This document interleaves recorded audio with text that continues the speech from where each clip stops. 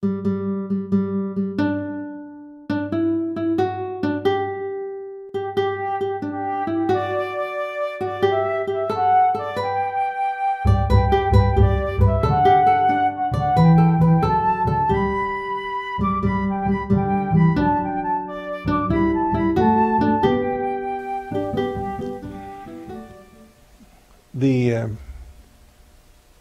church suffered persecution periodically for about the first 200 or so years of its life. And you remember that there were martyrs a lot of the times. Peter and Paul both died as martyrs in Rome. There were many others who died, and we honor them as saints. The church sometimes had times of peace, but much of the time it was just outlawed.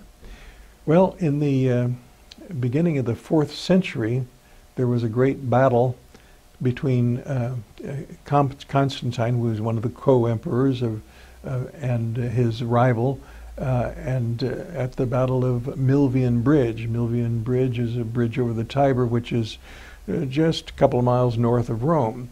And Constantine apparently had some sort of religious experience that, in seeing a vision, that he would conquer in the sign of the cross, or would conquer in Christ. So he had emblazoned on his shields the either a cross or else the abbreviation for Christ's name, and won the battle of Milvian Bridge. After he won the Battle of Milvian Bridge, he gave the church freedom. The church was no longer outlawed, and so it was allowed to be freedom. And he himself became the sole emperor in the West, and he tried to he lavished many things upon the church, gave the church a lot of property. Among the property that Constantine gave to the church, gave to the Pope, was the property of the Lateran family, the Lateran family. He gave that property, and the church built the church there, which became the Cathedral of Rome. Its real name is the Cathedral of the Most Holy Savior. And but because it was on the property that belonged to the Lateran family, it was called the Lateran Basilica. And it became the church, not only the cathedral, but the baptismal church of ancient Rome. Everyone who was baptized in the baptistry, which is adjacent to this church. Actually, there's the ancient baptistry of this Lateran Basilica. It's a separate building. It's an octagonal-shaped building, probably as big as our cathedral is, but it was the place where everyone was baptized.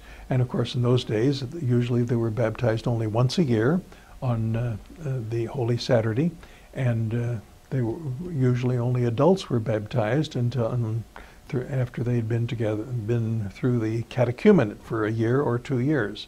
Of course, if a person was infant, was dying, in danger of dying without baptism, the church baptized. But usually it was adults, and usually it was on Holy Saturday. Well, this was the Lateran Basilica, but the baptistry became so important, and it was named St. John, so eventually the church became known as St. John Lateran. Well, there is no St. John Lateran. There is the baptistry of St. John, which is at the Cathedral of the Most Holy Trinity, which is on the property owned by the Laterani family.